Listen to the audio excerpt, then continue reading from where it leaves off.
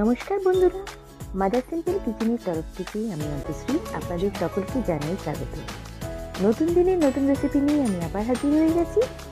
আজকে আমাদের রেসিপি আলু ফুলকপি দিয়ে ডিমের ঝোল।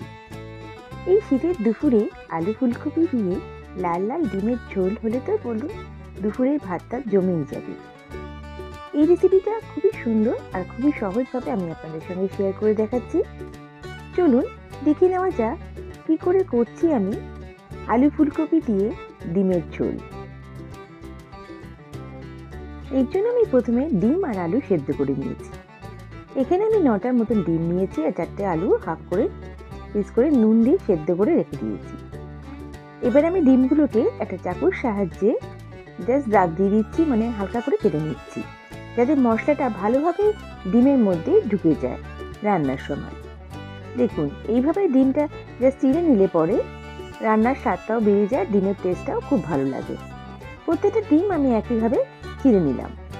এবার আমি এখানে অ্যাড করব অল্প পরিমাণে নুন আর আমি এখানে দিচ্ছি হলুদের গুঁড়ো দিয়ে ভালো করে আমাকে কিন্তু মাখিয়ে রাখতে হবে। এই হলুদের গুঁড়ো আর নুন দিলে পরে ডিমের কালারটাও খুব ঝোলের মধ্যে সুন্দর আসে, ভাজার পর দারুণ লাগে। দেখুন আমি ভালো করে নাড়িয়ে চাড়িয়ে নিয়ে ডিমটাকে একটু কিছুক্ষণের জন্য রেখে দেব। এবার আমি এই ডিমের ঝোলের জন্য একটা মশলা তৈরি করে নিচ্ছি। এখানে আমি 10 থেকে 12 কোয়া রসুন দিচ্ছি আর আমি এখানে অ্যাড করছি 1 ইঞ্চি আদা, একটা বেশ বড় সাইজের টমেটো, আর আমি এখানে দেব হলুদের গুঁড়ো 1 চামচের মতন, আর আমি এখানে অ্যাড করব লঙ্কা গুঁড়ো 1 চামচের মতন আর জিরে গুঁড়ো 1 চামচের মতন। আপনারা যদি ঝালটাকে বাড়াতে চান তাহলে লঙ্কার গুঁড়োর পরিমাণটা বাড়িয়ে নিতে পারে, আর যদি অ্যাভয়েড করতে চান তো কমাতে পারেন। দেখুন আমি এখানে কোনো জল ব্যবহার করছি না, এখানে আমি এটা স্মুথ পেস্ট করে নেব। যেহেতু টমেটো আছে এখানে পেস্টটা কিন্তু খুব সুন্দর একটা পেস্ট হয়ে যাবে। এবার আমি কড়াইতে পরিমাণ মতন সরষের তেল দিচ্ছি।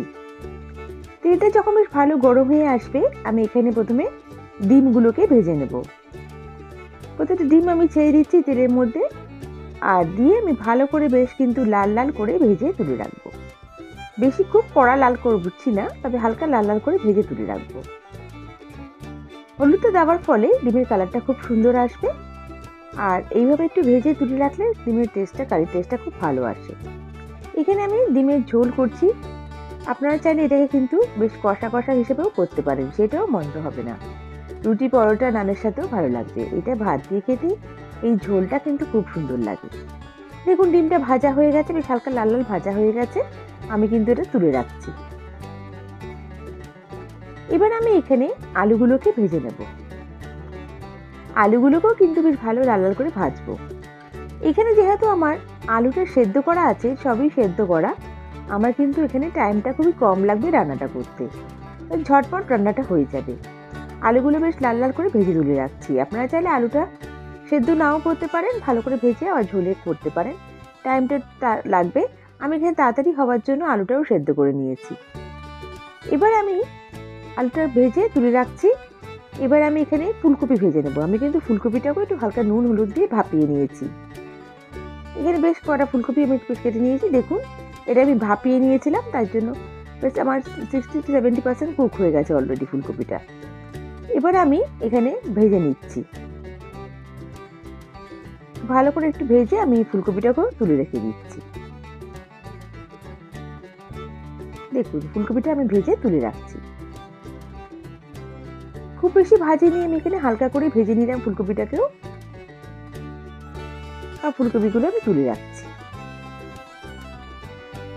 এবার আমি এখানে ফোড়নের জন্য দেব শুকনো লঙ্কা, আর আমি এখানে অ্যাড করব গোটা গরম মশলা।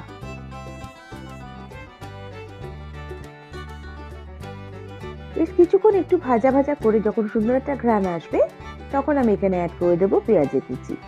এখানে আমি পেঁয়াজ স্লাইস করে রেখেছি, 3টে মিডিয়াম সাইজের বেশ পেঁয়াজ নিয়েছি। আমি একটু ভালো করে একটু ভেজে নিচ্ছি। এরপর আমি এখানে অ্যাড করে দেবো স্বাদ অনুযায়ী নুন দিয়ে আবার ভালো করে আমি একটু ভেজে নেব পেঁয়াজটাকে। পেঁয়াজটা বেশ সুন্দর করে ভেজে নিয়েছি।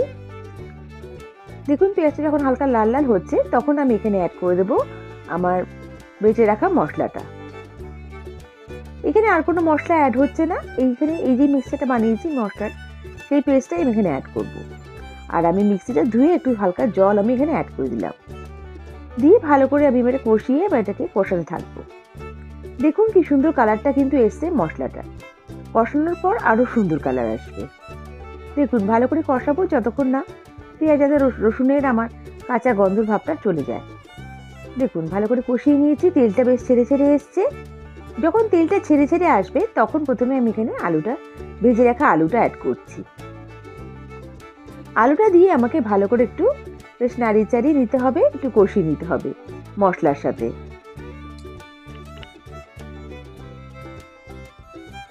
দেখুন ভালো করে আমি এটা কষিয়ে নিচ্ছি।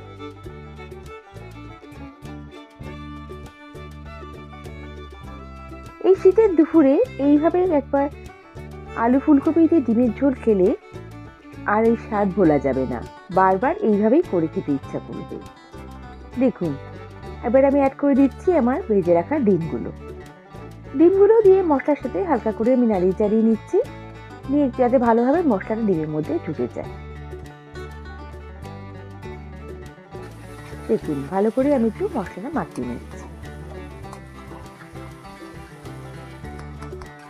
ভালো করে কষিয়ে নিয়েছি, ডিমের গায়ে বেশ লেগে আছে মশলাটা। এবার আমি এখানে অ্যাড করে দেব আমার গরম জল, আমি এখানে জলটা গরম করে রেখেছি সেটা আমি এখানে অ্যাড করে দিলাম। দেখুন এবার ভালো করে নাড়িয়ে চাড়িয়ে নিচ্ছি, নিয়ে এবার আমি এখানে ভেজে রাখা ফুলকপিটাকেও অ্যাড করে দেব। এখানে গ্রেভিটা আপনারা সেইভাবে নেবেন যতটা গ্রেভি আপনারা রাখবেন, খুব বেশিক্ষণ কিন্তু এখানে ফোটানো বা সেদ্ধ করার দরকার নেই, যেহেতু আমার সব জিনিসগুলোই সেদ্ধ করা, আর খুব বেশিক্ষণ আমার ফোটানোর দরকার নেই। দেখুন ফুলকপিটা দিয়ে দিলাম, দিয়ে আমি হালকা নাড়িয়ে চাড়িয়ে কিছুক্ষণ ঢাকা দিয়ে আমি কুক করব। ভালো করে ডুবিয়ে দিয়েছি ফুলকপিটাকে। আর এই রান্নাটা একটু হালকা পাতলা ঝোলই ভালো লাগে, আর একটু লাল লাল এই ফুলকপি আলু দিয়ে যে ঝোলটা খুবই ভালো লাগে, ভাতের সঙ্গেই খুব ভালো লাগে। দেখুন এবার আমি এটা ঢাকা দিয়ে কিছুক্ষণের জন্য রেখে দিচ্ছি। 5 মিনিট পর আমি ফিরে আসছি। আমার রেসিপিটা একদম রেডি হয়ে গেছে। এবার আমি এখানে 1 চামচ মতন গরম মশলা গুঁড়ো দিয়ে আমি এটাকে সার্ভ করব। দেখুন কত সুন্দর কালারটা এসছে আমার ডিমের ঝোলে। বন্ধুরা আমার রেসিপিটা যদি একটুও ভালো লেগে থাকে প্লিজ লাইক করবেন, আর নতুন বন্ধুরা আমাকে সাবস্ক্রাইব করে আমার পাশে থেকে যাবেন। বেল বাটনটা প্রেস করবেন যাতে আমার রান্নার নোটিফিকেশনগুলো সবথেকে প্রথমে আপনারা পেয়ে যান। আর আমার রেসিপিটা যদি ফেসবুক থেকে দেখে থাকেন তাহলে আমার পেজটাকে লাইক করে ফলো করে দেবেন প্লিজ। আপনাদের এক একটা লাইক কমেন্ট আমাকে মোটিভেট করে নতুন নতুন রেসিপি নিয়ে আসার জন্য। আর বন্ধুরা আপনাদের মিষ্টি মিষ্টি কমেন্টসের জন্য অসংখ্য ধন্যবাদ। আমি সত্যি মোটিভেট হচ্ছি, আমার কাজে আগ্রহ বাড়ছে। আর আপনারা যদি চান কোনো নিত্য নতুন রেসিপি আপনাদের জন্য ট্রাই করি অবশ্যই আমাকে কমেন্ট বক্সে মেনশন করবেন, আমি চেষ্টা করব। দেখুন আমি এটা সার্ভ করে দিচ্ছি। আর আমার এই রেসিপিটা কেমন লাগলো আমায় কমেন্ট করে নিশ্চয়ই জানাবেন। নেক্সট রেসিপি নিয়ে আমি আবার হাজির হয়ে যাব। সবাই ভালো থাকবেন, সুস্থ থাকবেন। Bye, thank you.